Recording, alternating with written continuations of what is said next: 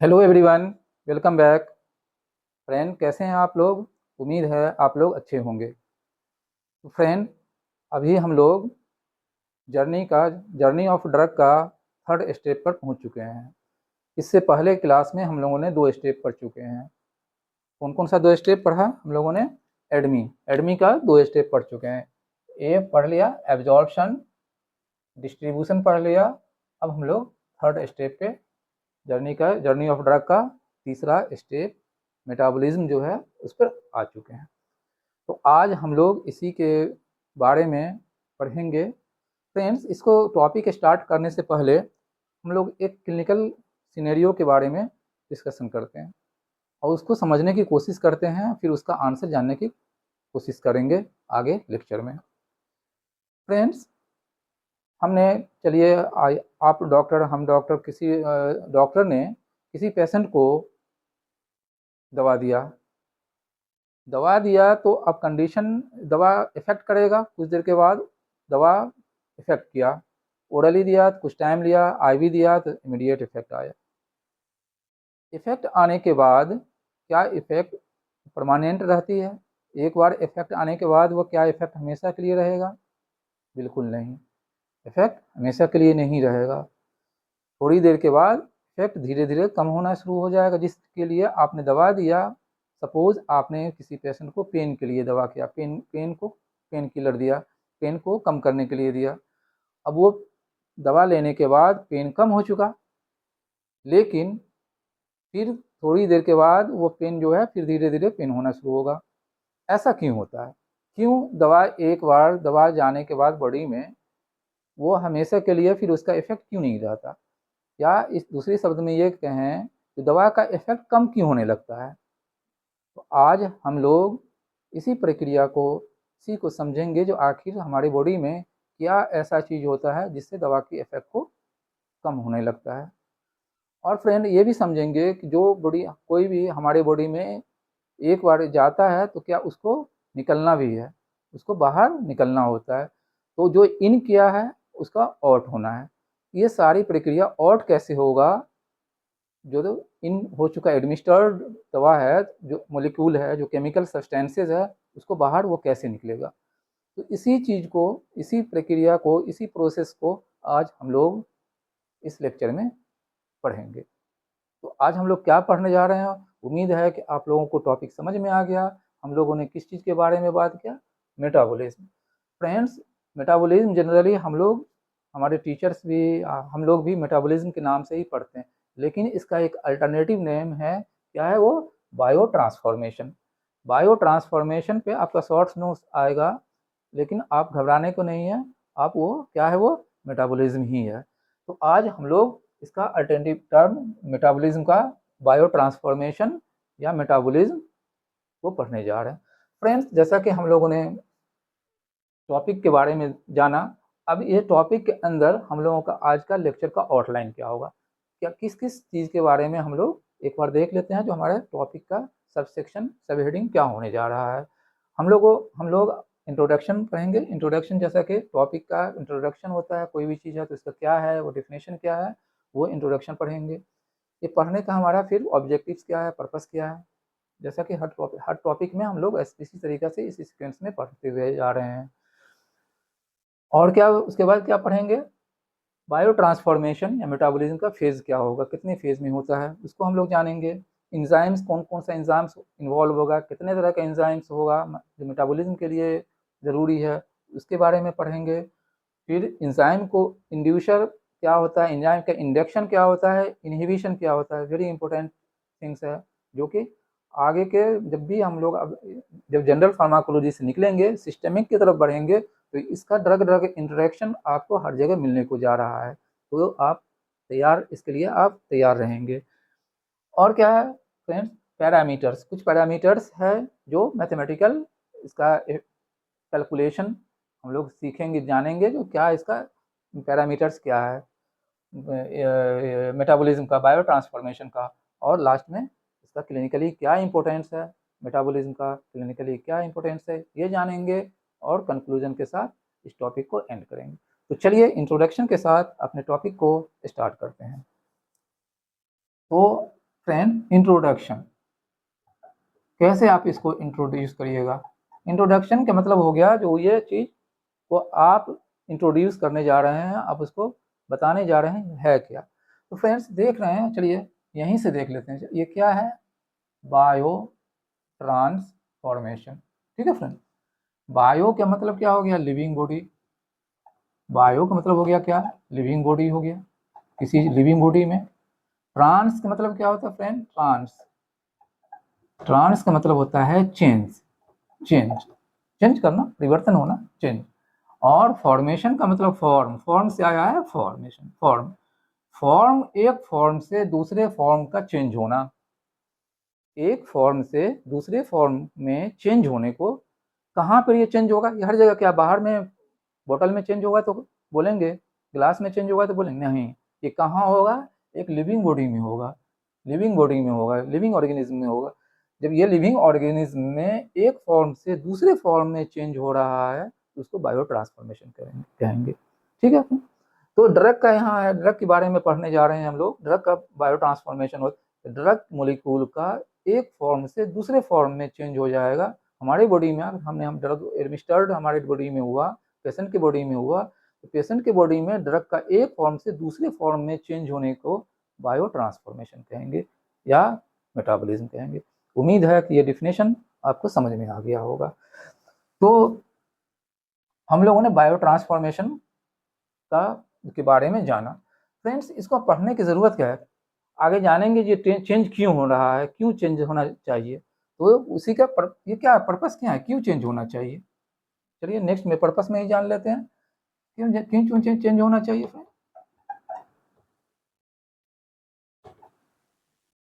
क्यों चेंज होना चाहिए। तो इसका दो पर्पस है। पर्पस नंबर एक, पर्पस नंबर एक क्या है, इस हम लोगों ने अभी बात किया, जो मोलिक्यूल अंदर गया है उसको बाहर निकलना है। बाहर निकालने के लिए इस मोलिक्यूल को चेंज होना पड़ेगा, एक मोलिक्यूल से, क्योंकि मोलिक्यूल मैक्सिमम ड्रग हमारा क्या होता है, लिपिड सोल्यूबल होता है। वेरी गुड, क्या होता है, लिपिड सोल्यूबल होता है। हम लोग एब्जॉर्प्शन में पढ़ चुके हैं कि लिपिड सोल्यूबल जो होता है बेटर एब्जॉर्प्शन होता है, इस एब्जॉर्प्शन को फैसिलिटेट करता है। तो इंटेस्टीन में तो एब्जॉर्ब हो गया, सर्कुलेशन में चला गया, सर्कुलेशन में जाने के बाद अब ये क्या जाएगा, फिर से जो भी इफेक्ट होगा मेटाबॉलिज्म होगा, फिर उसके बाद मेटाबॉलिज्म के बाद इसको निकलना है, कहाँ से निकलना है, किडनी से निकलना है, एक्सक्रीशन होना है।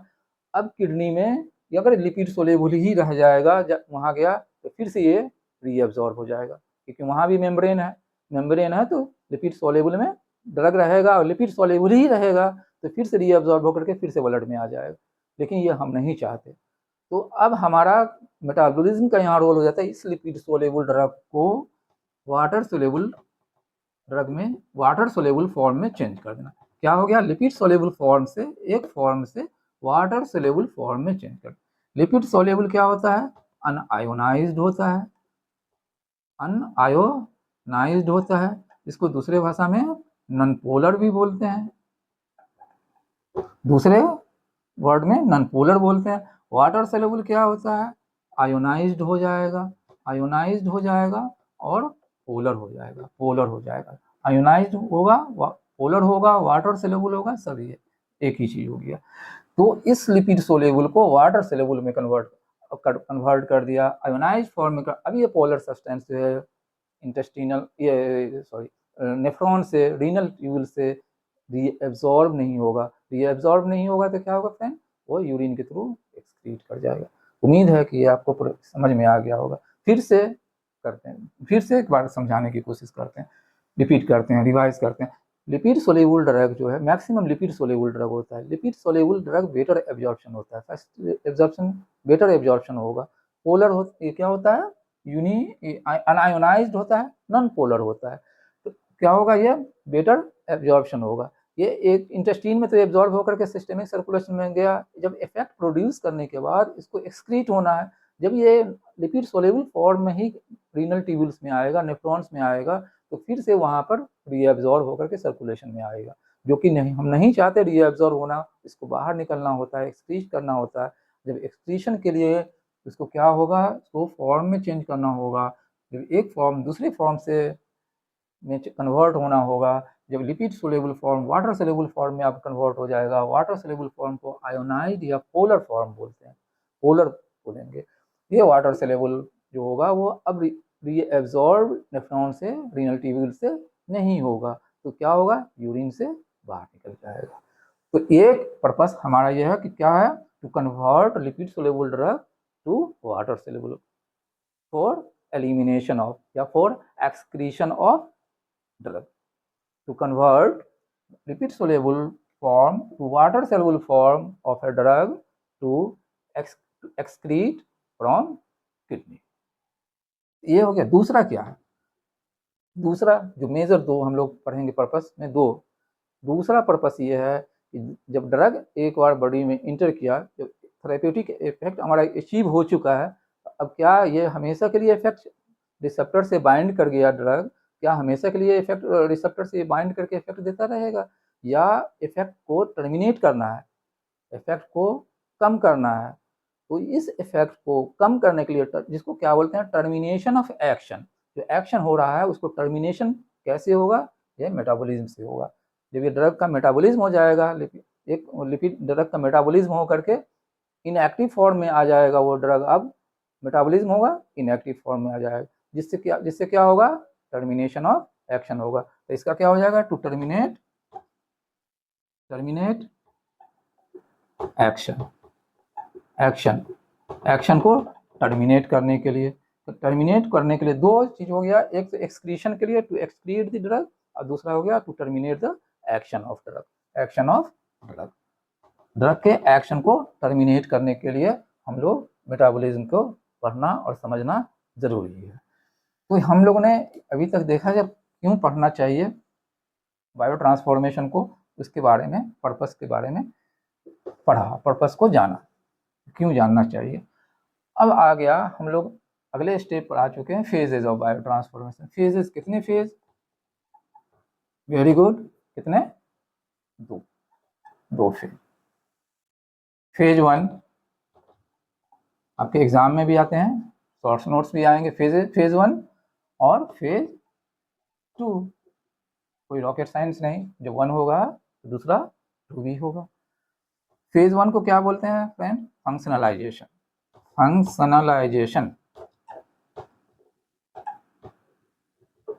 फंक्शनलाइजेशन, फंक्शनलाइजेशन का मतलब क्या हो गया, फंक्शनल ग्रुप को एक्सपोज कर देगा, फंक्शनल ग्रुप एक्सपोज्ड हो जाएगा। फंक्शनल ग्रुप जो है इसका, ड्रग का फंक्शनल ग्रुप जो है एक्सपोज्ड हो जाएगा। कैसे हो जाएगा भाई एक्सपोज्ड, एंजाइम के थ्रू होगा, एंजाइम के थ्रू होगा भाई। कौन सा है मेजर एंजाइम, कौन सा है यहाँ पर जो एक्सपोज करता है फंक्शनल ग्रुप को फेज 1 में, सिप साइटोक्रोम P450, ये एक ग्रुप ऑफ एंजाइम है मोनो ऑक्सीजनेज सिस्टम का। मोनो पूरा नाम क्या है, साइटोक्रोम साइटोक्रोम CY से हो गया, cytochrome P450 mono oxygenase enzyme. Oxygenase से नाम ही लग रहा है, ऑक्सीडेशन रिडक्शन रिएक्शन होगा इससे। तो क्या होगा, मैक्सिमम रिएक्शन क्या होगा, जब ऑक्सीजनेज एंजाइम है तो ऑक्सीडेशन और रिडक्शन, रिडॉक्स रिएक्शन जिसको हम लोग केमिस्ट्री में भी पढ़े होंगे, रिडॉक्स रिएक्शन जिसको बोलते हैं। रिडॉक्स रिएक्शन मतलब ऑक्सीडेशन और रिडक्शन। ठीक है फ्रेंड, तो ये क्या हो गया, क्या होगा फेज 1 में रिडॉक्स रिएक्शन, साइटोक्रोम 50 फ्रक्शनल ग्रुप को एक्सपोज कर दिया। अब ये इसको क्या बोलेंगे, जब मेटाबोलाइट इसको जब बोलेंगे तो क्या होगा, जब इससे जो प्रोडक्ट बनेगा जो उसको क्या बोलेंगे, फेज 1 मेटाबोलाइट, फेज 1 मेटाबोलाइट। फिर से एक बार रिवीजन करते हैं फेज 1 को। फेज 1 में क्या होगा, इसको बोलते हैं फंक्शनलाइजेशन। फंक्शनलाइजेशन क्यों बोलते हैं, क्योंकि इस फेज में फंक्शनल ग्रुप का एक्सपोज हो जाता है, फंक्शनल ग्रुप एक्सपोज हो जाता है। कैसे होता है, एक एंजाइम होता है साइटोक्रोम P450, एक ग्रुप ऑफ एंजाइम है mono oxygenase, cytochrome P450 mono oxygenase enzyme है। इसे क्या करता है, क्या करेगा, जब मोनो ऑक्सीजनेज एंजाइम है तो redox reaction, reduction, oxidation reduction reaction करवाएगा। और जब इसका जो है जो प्रोडक्ट इस उसके बाद जो एंजाइम है तो उससे फिर क्या होगा, उसको इसको ब्रेक करेगा, तो उसको मेटाबोलाइट जो होगा उसको फेज 1 मेटाबोलाइट बोलते हैं। फ्रेंड ये फेज 1 मेटाबोलाइट अब ये फेज 2 में पहुंच गया। फेज 2 में फेज 1 मेटाबोलाइट, ये अब फेज 1 मेटाबोलाइट जो है, फेज 1 मेटाबोलाइट फेज 2 में पहुंच गया। इस फेज 2 को क्या बोलेंगे, कंजुगेशन। कंजुगेशन में जुड़ना, कोई चीज जुड़ेगा इसमें, कंजुगेशन होगा, कंजुगेशन रिएक्शन बोलते हैं। फेज 2 को क्या बोलते हैं, कंजुगेशन। अब ये फेज 1 मेटाबोलाइट जो आया ये इसमें कंजुगेट हो जाएगा। फेज 1 मेटाबोलाइट जो होगा, मेटाबोलाइट जो है कंजुगेट होगा किससे, कंजुगेट जुड़ेगा किससे, जो हमारे बॉडी में इंडोजीनस कंजुगेट प्रेजेंट है, इंडोजीनस कंजुगेट है, उससे कंजुगेट करेगा, जुड़ेगा। इंडोजीनस कंजुगेट क्या है, इंडोजीनस कंजुगेट सब्सटेंस क्या है, क्या है, ग्लूटाथियोन है, ग्लूटाथियोन है, मिथाइल है, एसिटाइल है, और बहुत कुछ है। ग्लूकोक्यूरोनाइड है, क्यूरोनाइड है, ग्लूकोनिडेशन होगा, जिसी तरीका से होगा मिथाइलेशन, एसिटाइलेशन, ग्लूकोनाइडेशन, ग्लूटाथियोन कंजुगेशन। अब एंजाइम भी उसी के अकॉर्डिंग आएगा। जैसे मिथाइल है, मिथाइल होगा, फिर एसिटाइल, ग्लूकोनिडेज, एसिटाइलेज, मिथाइलेज, एंजाइम जो है वो उसको जोड़ेगा। एज एंजाइम जो है जोड़ता है, मिथाइलेज हो जाएगा, एमाइडेज हो जाएगा, एमाइड होगा तो एमाइडेज, एमाइड से जुड़ेगा तो एमाइडेज, ग्लूकोनिडेज, एसिटाइलेज, मिथाइलेज, ये एंजाइम आकर के जिस सबस्ट्रेट के हिसाब से एंजाइम आएगा और उसको जोड़ेगा, किससे जुड़ेगा, फेज 1 के मेटाबोलाइट से। अब ये क्या हो जाएगा, ये सब्सटेंस जो है कन्वर्ट हो जाएगा किसमें, जो हम लोगों ने अभी पर्पस में देखा था, पोलर सब्सटेंस में, पोलर फॉर्म में कन्वर्ट हो जाएगा इसका, पोलर में, जिसको बोलते हैं क्या, आयोनाइज्ड या अनोनाइज्ड, आयोनाइज्ड। पोलर को आयोनाइज्ड, जो मेटेरियल आयोनाइज्ड हो गया वो वाटर सोल्यूबल हो गया। आयोनाइज्ड में ये क्या हो गया, water soluble, water soluble drug हो गया, मेटाबोलाइट हो गया। ये वाटर सोल्यूबल मेटाबोलाइट हो गया, पोलर फॉर्म हो गया, आयोनाइज्ड फॉर्म हो गया। अब ये क्या हो जाएगा, एक्सक्रीशन हो जाएगा, किडनी में जाएगा। किडनी में क्या होगा, रीएब्जॉर्प्शन जो है नहीं होगा, एक्सक्रीशन जो है, एक्सक्रीशन थ्रू किडनी, किडनी के थ्रू जो है इसका जो अलग एक्सक्रीशन का जो है, अलग से हम लोग अगले क्लास में एक्सक्रीशन पढ़ेंगे। तो फ्रेंड हम लोगों ने देखा कैसे ये ड्रग एक्सक्रीट किया, पूरा जो हम लोगों ने अभी पर्पस में पढ़ा था कैसे एक्सक्रीशन में हेल्प करता है। फेज 1 से स्टार्ट हो गया, फेज 2 से एंड आकर के एक्सक्रीट कर गया। अब एक समझने की ये बात है, जो हर ड्रग फेज 1 होते हुए फेज 2 में नहीं जाएगा। कोई ज़रूरी नहीं है जो ड्रग जो है फेज 1 से फेज 2 में ही जाए। कुछ ड्रग एग्जाम्पल में एक्सेप्शन में भी है, जो फेज 1 डायरेक्ट ड्रग जो है फेज 1 में आएगा, फेज 1 में आया, यहीं से जो है वाटर सोल्यूबल में कन्वर्ट हो गया, एक्सक्रीट कर जाता फेज 1 से ही। या कुछ जो है ड्रग जो है आपका फेज 2 में आया, ये कुछ एग्जाम्पल्स हैं, एक्सेप्शंस हैं, फेज 2 से ही एक्सक्रीट कर गया। या कुछ ड्रग्स ऐसे भी हैं जो किसी फेज में नहीं जा करके डायरेक्ट एक्सक्रीट हो जाते हैं। तो ये कैसे हैं, कुछ कुछ एग्जाम्पल्स आगे, लेकिन मैक्सिमम ड्रग का जो है ये फेज 1 होते हुए फेज 2 में जाएगा, फेज 2 से फिर एक्सक्रीट हो जाएगा। तो ये हम लोगों ने फेजेस ऑफ बायो ट्रांसफॉर्मेशन के बारे में पढ़ा। फ्रेंड्स अभी हम लोग ने एंजाइम्स का कुछ डिस्कशन किए थे, एंजाइम्स के पढ़ लेते हैं। एंजाइम्स क्या है, एंजाइम्स कौन किस तरह, कितने तरह का एंजाइम इन्वॉल्व होते हैं इस प्रोसेस में, बायो ट्रांसफॉर्मेशन में।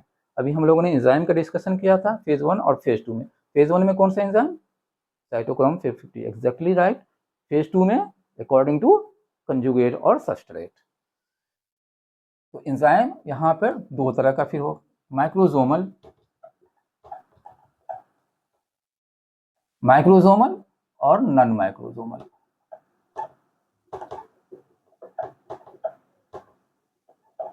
नॉन माइक्रोजोमल, माइक्रोजोमल एंजाइम इस कहाँ होगा, इसका लोकेशन कहाँ होता है, SCR, साइटोप्लाज्म में ही होगा, नाम भी है साइटोप्लाज्म में ही होता रहेगा, साइटोक्रोम 450 है तो साइटोप्लाज्म में, और ये यहाँ SER, स्मूथ एंडोप्लाज्मिक रेटिकुलम में, स्मूथ एंडोप्लाज्मिक रेटिकुलम में। एंजाइम का ग्रुप ऑफ एंजाइम कौन सा है इसमें, cytochrome P450 monooxygenase system, major enzyme यही है, ठीक है।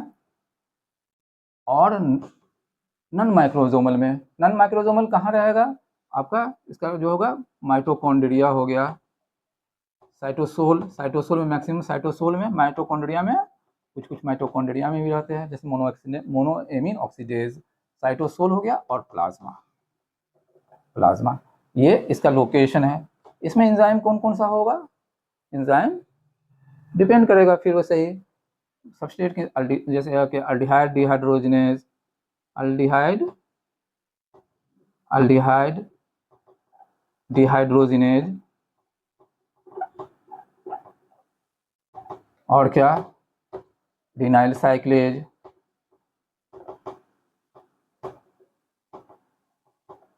और बहुत एंजाइम पढ़िएगा, मोनोएमीन ऑक्सीडेज, जैसे जैसे पढ़िएगा याद आते जाएगा, monoamine oxidase, xanthine oxidase, xanthine oxidase, ये एंजाइम है। कुछ एग्जाम्पल्स के लिए हम लोगों ने अब ये देख लिया, और बहुत सारे एंजाइम हैं, उनको आप लोग पढ़ेंगे और याद रखेंगे, देखेंगे, जितना कम से कम 3 4 5 एग्जाम्पल्स में आ जाना चाहिए। तो ये माइक्रोजोमल एंजाइम्स हो गया, जो कहाँ इसका फेज 1 के लिए अपने हम लोगों ने पीछे देखा, और नॉन माइक्रोजोमल एंजाइम्स कहाँ इसका लोकेशन हम लोग देखा, साइटोप्लाज्मा, और कुछ एग्जाम्पल्स देखा, ये नॉन माइक्रोजोमल एंजाइम्स को पढ़ा लिया। एंजाइम्स को हम लोग ने एंजाइम्स को जान लिया। अब हमारा अगला है इंडक्शन के बारे में। ये एंजाइम इंडक्शन और इनहिबिशन कहाँ इसका इंपोर्टेंस है, ड्रग ड्रग इंटरेक्शन के लिए। ड्रग ड्रग इंटरेक्शन क्या होता है, ये ड्रग ड्रग इंटरेक्शन क्या होगा, मतलब एक ड्रग दूसरे ड्रग के इफेक्ट को बढ़ाएगा या घटाएगा, एक ड्रग दूसरे ड्रग के इफेक्ट को बढ़ाएगा, या दूसरा ड्रग पहले ड्रग के इफेक्ट को बढ़ाएगा या घटाएगा, वाइस वर्सा, ये दोनों हो सकता है। मान लिया ड्रग ए है, ड्रग ए ड्रग बी का इफेक्ट को बढ़ा भी सकता है, घटा भी सकता है, डिपेंड ऑन इंड्यूसर और इनहिबिटर एंजाइम को। या ड्रग बी जो है ड्रग ए के इफेक्ट को बढ़ा या घटा सकता है, दोनों हो सकता है। तो कैसे क्या है, अब देखते हैं। पहला देखते हैं इंडक्शन के बारे में। एंजाइम इंडक्शन नाम से क्या है, बढ़ रहा है, क्या हो रहा है, इंडक्शन हो रहा है। अब एंजाइम इंडक्शन कर दिया तो क्या होगा, क्या होगा फ्रेंड, सपोज ड्रग ए है,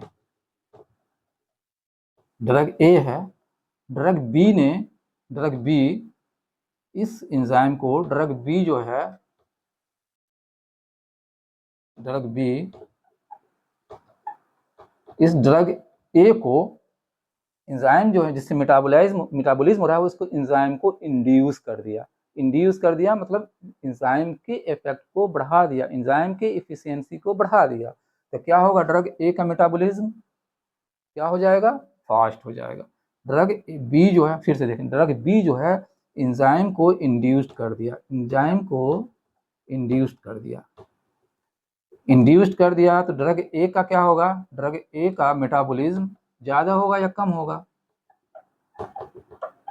मेटाबॉलिज्म ज़्यादा होगा या कम होगा, एंजाइम ज़्यादा काम करने लगेगा, इसका मेटाबॉलिज्म, ड्रग ए का मेटाबॉलिज्म ज़्यादा हो गया, ड्रग ए का मेटाबॉलिज्म ज़्यादा हो गया, तो इसका इफेक्ट क्या हो जाएगा, कम हो जाएगा, थेरेपेटिक इफेक्ट आपका कम हो जाएगा, इफेक्ट जो है कम हो जाएगा, क्योंकि जल्दी मेटाबोलाइज हो जाएगा, इफेक्ट करने से पहले ही मेटाबोलाइज कर देगा, क्योंकि एंजाइम इंड्यूसर साथ में दे दिया आपने, तो इसका मेटाबॉलिज्म फास्ट हो जाएगा, इफेक्ट जो है रिड्यूस कर जाएगा, इंड्यूसर का ये हो जाएगा।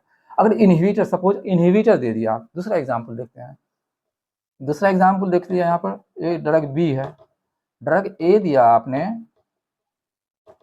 ये इस एंजाइम को इनहिबिट कर दिया, जिससे ये मेटाबोलाइज हो रहा, मेटाबॉलिज्म हो रहा जिसका, बी का, एंजाइम को क्या कर दिया, इनहिबिट कर दिया। अब क्या होगा फ्रेंड, ड्रग बी का क्या होगा, मेटाबॉलिज्म क्या होगा, ड्रग बी का मेटाबॉलिज्म बढ़ जाएगा या घट जाएगा, घट जाएगा। वेरी गुड, क्या हो जाएगा, घट जाएगा, क्योंकि एंजाइम इनहिबिट हो चुका है, जिससे वो मेटाबॉलिज्म हो रहा था बी का, अब वो ड्रग ए ने उसको उस एंजाइम को इनहिबिट कर दिया। जब एंजाइम इनहिबिट हो गया तो मेटाबॉलिज्म क्या हो जाएगा, कम हो जाएगा। मेटाबॉलिज्म कम हो गया, मेटाबॉलिज्म कम हो जाएगा तो इसका क्या होगा, इफेक्ट प्रोलॉन्ग कर जाएगा, कंसंट्रेशन उसका बढ़ जाएगा, थेरेपेटिक कंसंट्रेशन से बियॉन्ड चला जाएगा टॉक्सिक कंसंट्रेशन की तरफ। तो क्या हो जाएगा, टॉक्सिसिटी की तरफ बढ़ने लगेगा, टॉक्सिक इफेक्ट आने लगेगा। थेरेप्यूटिक इफेक्ट से जब ऊपर चले जाएंगे तो क्या हो जाएगा, वो थेरेप्यूटिक इफेक्ट से ऊपर जाएंगे, टॉक्सिक इफेक्ट, थेरेप्यूटिक कंसंट्रेशन से ड्रग का कंसंट्रेशन, अब जो है कंसंट्रेशन मेटाबॉलिज्म नहीं हो पा रहा है, मेटाबॉलिज्म तो मिनिमाइज कर दिया आपने उसको इनहिबिटर दे करके, तो मिनिमाइज हो गया, मेटाबॉलिज्म कम हो गया, तो क्या हो गया, अब उसका जो है इफेक्ट जो है थेरेप्यूटिक इफेक्ट से ज़्यादा ऊपर जा रहा है, जैसे ग्राफ में, तो क्या होगा, टॉक्सिक इफेक्ट की तरफ जा रहा है, थेरेप्यूटिक कंसंट्रेशन का लेवल बढ़ रहा है, तो क्या हो जाएगा, वो टॉक्सिक कंसंट्रेशन की तरफ जाएगा, तो ये इसका क्या हो जाएगा, टॉक्सिक इफेक्ट प्रोड्यूस होने की खतरा बढ़ जाए, टॉक्सिक इफेक्ट आने लगेगा ड्रग ए का, किसका, सॉरी ड्रग बी का मेटाबॉलिज्म को इनहिबिट कर रहा है, तो ड्रग बी का टॉक्सिक इफेक्ट, टॉक्सिसिटी की तरफ ये बढ़ने लगेगा। तो ये आप समझेंगे, ये हम लोगों ने ये जाना इंड्यूसर और इनहिबिटर से ड्रग के इफेक्ट पे क्या होता है, इसी फेनोमेनन को ड्रग ड्रग इंटरेक्शन करते बोलते हैं, जो कि हमारा थर्ड पर्पस में इसको हम रख सकते हैं, जो हमारा drug to know the drug drug interaction of drug. Purpose number 1 हो गया excretion, purpose number 2 termination of action, और पर्पस नंबर 3 जो हो गया, जो हमारा ऑब्जेक्टिव 3 हो गया तीसरा नंबर का, to know the drug drug interaction of drug. तो अब देखते हैं कुछ हम लोगों ने यहाँ पर इंड्यूसर के लिए इंडेक्स कौन कौन सा जो ड्रग है तो इंड्यूसर के रूप में होता है, तो इसको हम लोगों ने एक निमोनिक्स से जानेंगे, पी पराग पान पराग होता है, उसी पान पराग को पी पराग हम लोग बोलेंगे। चलिए, पी से क्या होगा, इससे निमोनिक से एक टर्म वर्ड बना करके रख दिमाग में, 2 बार 4 बार पढ़ेंगे उसको रिवाइज होते रहेगा, नहीं तो ये फसाड होकर के इधर उधर भटकता रहेगा, पता चला इसके उसमें उसमें इसमें आने की संभावना रहती है। लेकिन 2 बार 4 बार इसको पढ़ेंगे, एक जगह से जमा करके रखेंगे, निमोनिक का मतलब है एक जगह जमा कर देना, एक जगह जमा कर दिए उसको डिकोडिंग करिए, 2 बार 4 बार करिएगा तो आपको यूज टू हो जाइएगा। तो क्या होगा, पी से क्या हो गया, फिनोबार्बिटॉन, याद करने की चीज़ है, फेनिटवाइन, रिफाम्पिसिन, अल्कोहल, अब्राइसियोफल्विन, ये क्या सब, ये सब क्या है, एंजाइम इंड्यूसर है। ये दूसरे के ड्रग को क्या करेगा, उसके मेटाबॉलिज्म को बढ़ा देगा, उसका थेरेप्यूटिक इफेक्ट को घटा देगा। ये क्या है, एंजाइम इंड्यूसर ड्रग सब है। ये दूसरे जिससे जो एंजाइम को क्या करेगा, इंड्यूस करेगा, तो दूसरे ड्रग का मेटाबॉलिज्म को बढ़ा देगा और उसका थेरेप्यूटिक इफेक्ट को कम कर देगा।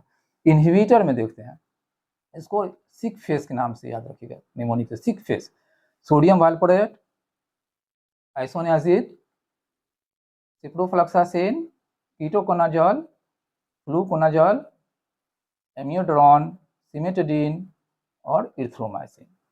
सिक फेस, ये क्या है, सिक फेस है, तो चेहरा उसका लटक गया, इनहिबिट हो गया, तो क्या होगा, सिक फेस होने की वजह से जो है वो इनहिबिट हो गया, इनहिबिटेड टू वर्क है, ठीक है, और काम के प्रति वो कम हो गया, मिनिमाइज्ड हो गया, तो इनहिबिट हो गया। इनहिबिट हो गया तो क्या होगा फ्रेंड, जब एंजाइम इनहिबिटर दे दीजिएगा तो क्या होगा, इनहिबिटर होगा वो, ये सब किसी ड्रग के जो मेटाबॉलिज्म को क्या करेगा, दूसरे ड्रग के मेटाबॉलिज्म को बढ़ा देगा, घटाएगा। एंजाइम इनहिबिटर है तो क्या कर देगा, एंजाइम को इनहिबिट करेगा, मेटाबॉलिज्म को इनहिबिट कर देगा, मेटाबॉलिज्म को रिड्यूस कर देगा। जब एंजाइम इनहिबिट हो जाएगा तो मेटाबॉलिज्म रिड्यूस हो जाएगा, तो क्या हो जाएगा, ड्रग का कंसंट्रेशन बढ़ जाएगा, थेरेप्यूटिक कंसंट्रेशन से ऊपर जाने लगेगा, किसके तरफ, टॉक्सिक कंसंट्रेशन की तरफ। तो इफेक्ट क्या होने लगेगा, इसका प्रोलॉन्ग्ड इफेक्ट होगा, टॉक्सिक इफेक्ट हो जाएगा, टॉक्सिक इफेक्ट प्रोड्यूस करेगा ड्रग, दूसरे ड्रग का, जिसके ड्रग को मेटाबॉलिज्म हो रहा है, ठीक है। तो ये हम लोगों ने कुछ एग्जाम्पल्स देखे, जो एक निमोनिक से इंड्यूसर का पान पराग और दूसरा सिक फेस से इनहिबिटर का सिक फेस से निमोनिक पराग। इसको बार बार पढ़ने से और रखने याद करने से 2 बार 4 बार प्रैक्टिस करने से जो है आपको मेमोरी आ जाएगा। ये क्वेश्चन भी आते रहते हैं, ऑब्जेक्टिव भी आते हैं और शॉर्ट नोट्स वगैरह भी आपके आएंगे MBBS में। तो चलिए आप देख लिया हम लोग ने इंडक्शन और इनहिबिशन भी देख लिया। अब नेक्स्ट है पैरामीटर्स। पैरामीटर्स देखते हैं क्या है पैरामीटर्स। फ्रेंड्स पैरामीटर्स जो है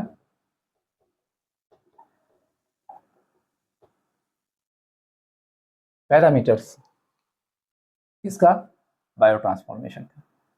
इसमें 3 पढ़ेंगे। एक पढ़ते हैं क्या है, हेपेटिक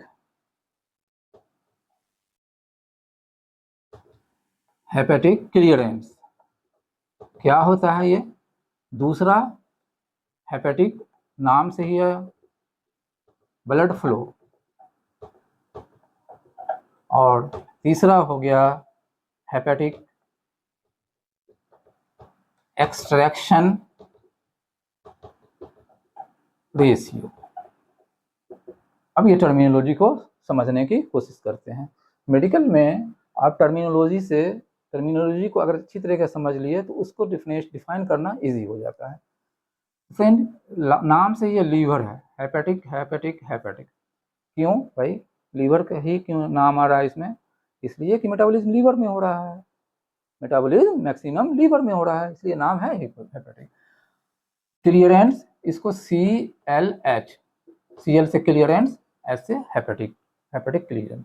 इसको QH से, Q मतलब फ्लो, H में hepatic flow, hepatic blood flow, और इसको E से डिनोट करते हैं, अब देखिए हेपेटिक क्लियरेंस का मतलब क्या हो गया। हेपेटिक क्लियरेंस मतलब हो गया ड्रग जो ब्लड जो है ड्रग में जाएगा, लीवर में जाएगा तो लीवर उसको ब्लड से ड्रग को क्या करेगा, रिमूव करेगा। सॉरी फिर से समझ, ब्लड जो है कहाँ जा रहा है, लीवर में जो जा रहा है वो लीवर में ब्लड को लेके जा रहा है, इसलिए भाई उसको मेटाबोलाइज करने के लिए अब ये हेपेटिक क्लियरेंस का मतलब ये होता है कितना अमाउंट ऑफ ब्लड जो है, अमाउंट 1 मिनट में, पर यूनिट टाइम में, 1 मिनट नहीं पर यूनिट टाइम में लीवर ने उसको क्लियर कर दिया, ड्रग से फ्री कर दिया। फिर से समझिए, एक पर यूनिट टाइम में लीवर ने कितने अमाउंट ऑफ ब्लड या कितना वॉल्यूम ऑफ ब्लड को ड्रग से फ्री कर दिया, ड्रग से उस वॉल्यूम ऑफ ब्लड से ड्रग को निकाल दिया, तो उसको क्या बोलेंगे, हेपेटिक क्लियरेंस। क्लियरेंस मतलब क्लियर कर दिया। किसको क्लियर किया, ब्लड वॉल्यूम को, कितना समय में, पर यूनिट टाइम में। समझिए इस तरीके से, किसको, लीवर जो है ड्रग से क्लियर कर दिया, क्लियरेंस है तो क्लियर कर दिया किससे, ब्लड वॉल्यूम से। ब्लड वॉल्यूम कितना, ब्लड वॉल्यूम को पर यूनिट टाइम में, तो इसका क्या होगा, ml पर आवर।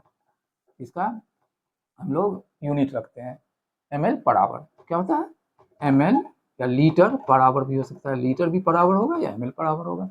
इसका मतलब हो गया 1 घंटे में, 1 घंटा में, आवर है तो 1 घंटा में कितना लीटर ब्लड को लीवर ने उसको ड्रग फ्री कर दिया, ड्रग से क्लियर कर दिया। क्लियरेंस मतलब क्लियर कर दिया। फिर से इसका मतलब क्या हो गया, 1 घंटे में, पर आवर में, पर यूनिट आवर, 1 घंटे में कितने लीटर ब्लड को लीवर ने ड्रग से क्लियर कर दिया, ठीक है, मतलब मेटाबोलाइज कर दिया, तो इसी को क्या बोलेंगे, हेपेटिक क्लियरेंस। उम्मीद है कि ये टर्म आपको समझ में आया होगा। हेपेटिक ब्लड फ्लो, इसमें तो ज़्यादा कोई रॉकेट साइंस नहीं, ब्लड जो इतना ब्लड लीवर में जा रहा है, हेपेटिक में जा रहा है, हेपेटिक टिश्यू को जा रहा है, उसी हिसाब से वो मेटाबॉलिज्म करेगा। ज़्यादा ब्लड जाएगा तो ज़्यादा मेटाबॉलिज्म होगा, कम ब्लड जाएगा तो कम मेटाबॉलिज्म होगा, डायरेक्टली प्रोपोर्शनल हो जाएगा कि ब्लड फ्लो का। ज़्यादा ब्लड जाएगा ज़्यादा मेटाबॉलिज्म होगा, कम जाएगा लीवर में तो ड्रग लेकर के कम जाएगा तो नेचुरली कम मेटाबॉलिज्म होगा। ये हो गया दूसरा। तीसरा है, देखिए हेपेटिक एक्सट्रैक्शन रेशियो क्या हो गया, इसको समझने की आप कोशिश करते हैं। फ्रेंड ये लीवर है, समझिए ये लीवर का टिश्यू है, लीवर है, इधर से ब्लड जो है लीवर में लेके गया, ब्लड किससे जाएगा, लीवर में आर्टरी से, हेपेटिक आर्टरी से गया। जब हेपेटिक आर्टरी से लीवर में गया, लीवर में मेटाबोलाइज होगा, लीवर उसको ड्रग फ्री करेगा, जैसे ने हम लोगों ने क्लियरेंस में देखा, हेपेटिक क्लियरेंस करेगा। फिर यहाँ से वेन जो है हेपेटिक वेन उसको आउट होगा। यहाँ जो कंसंट्रेशन ड्रग का आ रहा था उसको CI बोलेंगे, इन, I for in, concentration of drug जो है हेपेटिक आर्टरी में, लीवर से आने से पहले हेपेटिक आर्टरी में जो था, हेपेटिक वेन में जो था ऑट हो गया, सी ऑट हो गया, कंसंट्रेशन ऑट हो गया। यहाँ पर कितना, यहाँ पर लीवर कितना था और कितना ऑट हो गया, मान लीजिए एक एग्जाम्पल से देखते हैं, मिलीग्राम में ही देखते हैं। 100 मिलीग्राम यहाँ पर हेपेटिक आर्टरी में था, अब लीवर में आया, लीवर से जब बाहर निकला तो इसमें अब हो गया कितना, 30 मिलीग्राम। समझे भाई, 70 मिलीग्राम का क्या क्या लीवर ने क्लियर कर दिया, लीवर ने उसको मेटाबोलाइज कर दिया, इनएक्टिव कर। एक्टिव ड्रग की बात ली, जब ड्रग इन कर रहा था, जब ये हेपेटिक आर्टरी लीवर में जा रहा था लेकर के, तो उसमें 100 मिलीग्राम ब्लड ये ड्रग था, 100 मिलीग्राम ड्रग था।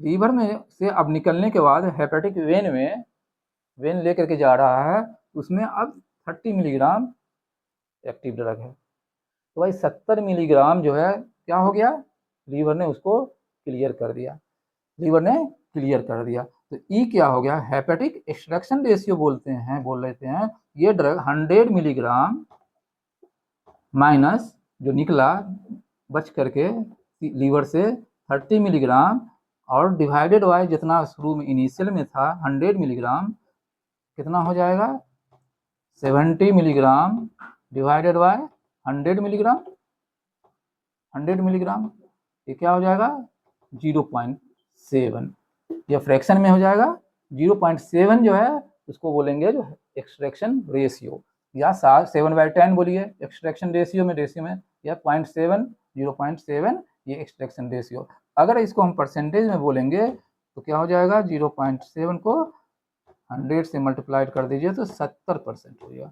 70% जो है हेपेटिक एक्सट्रैक्शन रेशियो है। मतलब ये हो गया एक पैसेज में, जब एक बार जो ड्रग ये लीवर जो ये बार बार चलेगा, ये 30 मिलीग्राम भी तो आएगा, फिर दोबारा फिर आएगा, फिर उसमें से होगा। तो ये कहने का मतलब ये है, जो एक बार में जब लीवर में ये ड्रग जो है लेकर के पहुंचा ब्लड, वो निकला कितने परसेंट को उसने डिस्ट्रॉय कर दिया, क्लियर कर दिया, मेटाबोलाइज कर दिया। That is called hepatic extraction ratio. उम्मीद है कि ये टर्म आपको समझ में आ गया होगा, ये चीज आपको ये समझ में आया हो, ये कैसे हुआ, ये कैलकुलेशन भी आपको समझ में आया होगा। तो फ्रेंड, ये हम लोगों ने पैरामीटर्स के बारे में पढ़ा। चलिए अब लास्ट में क्लिनिकल सिग्निफिकेंस वही है जो हम लोगों ने पर्पस में पढ़ा। क्या पढ़ा, क्लिनिकल सिग्निफिकेंस क्या हो सकता है इसका, क्लिनिकल सिग्निफिकेंस में क्लिनिकली क्या जरूरत, क्या हो गया, सिग्निफिकेंस में हेल्प किस में करता है, सिग्निफिकेंस वही है, वही टर्मिनेशन ऑफ इफेक्ट करेगा, इफेक्ट को, एक्शन को टर्मिनेट कर देगा। ये नंबर 1 तो वही हो गया, टर्मिनेशन ऑफ एक्शन करेगा, हेल्प करेगा उसमें। दूसरा है जो ड्रग इंटरेक्शन के बारे में हम जानेंगे, उसको अवॉइड करेंगे, एक ड्रग को देने से दूसरे ड्रग के कॉम्बिनेशन के साथ देने से उसको अवॉइड, क्लिनिकली उसको अवॉइड करेंगे। जब उसका इंटरेक्शन हमको जान जाएंगे, इंटरेक्शन हम करेंगे तो उसका क्लिनिकली यूज होगा, जब प्रैक्टिकली यूज होगा, जब पेशेंट में होगा। और क्या हो गया, और क्या होगा, और होगा जो जिसका थेरेपेटिक कंसंट्रेशन, किस तरह का जो एंजाइम इंडक्शन है, कौन सा ये है एंजाइम का, मेटाबॉलिज्म का है, ये सारा जानते हुए एक्सक्रीशन में, और किस ड्रग एक्सक्रीशन में ये हेल्प करता है क्लिनिकली, ये क्या होगा, इसका ये सिग्निफिकेंस क्या हो जाएगा, जो ये help in excretion of drug में ड्रग को एक्सक्रीट होना है, तो ये मेटाबॉलिज्म जो है एक्सक्रीशन में हेल्प कर दिया। जो पर्पस में हम लोगों ने देखा था उसी को फिर रिपीट करके जो है क्लिनिकली सिग्निफिकेंस में भी लिख सकते हैं, बोल सकते हैं, उसको जान सकते हैं, क्योंकि वही जो पर्पस था वही हमारा अब यूटिलाइजेशन हो गया, यूजेस हो गया, क्लिनिकली यूज हो गया, क्लिनिकली सिग्निफिकेंट हो गया। और तो लास्ट में लोग ने फिर से देख क्या हो गया, बायो ट्रांसफॉर्मेशन जो क्यों जरूरी था, क्योंकि ड्रग को 2 मेन पर्पस के लिए हम बायो ट्रांसफॉर्मेशन की ज़रूरत है। एक ड्रग को एक्सक्रीट करने के लिए ज़रूरी है, और प्राइमरी फंक्शन अगर आप बायो ट्रांसफॉर्मेशन का देखा तो एक्सक्रीशन का है, एलिमिनेशन ऑफ ड्रग। एलिमिनेशन हम लोगों ने पिछले क्लास में जाना था, एलिमिनेशन मेटाबॉलिज्म प्लस एक्सक्रीशन दोनों को अगर मिला देंगे एक साथ तो इसको एलिमिनेशन बोलते हैं। दोनों को एक साथ, बायो ट्रांसफॉर्मेशन और एक्सक्रीशन को एक साथ मिला लीजिए तो क्या हो जाएगा, वो एलिमिनेशन होगा, जो क्वेश्चन में भी आपको आएगा। तो एलिमिनेशन में हेल्प कर दिया। फिर जो है क्या किया, आपका इफेक्ट को बायो ट्रांसफॉर्मेशन जरूरी है इफेक्ट को मिनिमाइज टर्मिनेट करने के लिए, और ड्रग इंटरेक्शन को आपको जानना मस्ट है, क्योंकि इससे जो है किसी ड्रग का टॉक्सिक जिसका इनहिबिट हो रहा है तो टॉक्सिक की तरफ बढ़ जाएगा और किसी का थेरेपेटिक इफेक्ट ही नहीं अचीव कर पाएगा। तो दोनों कंडीशन जो है पेशेंट के लिए हार्मफुल होगा।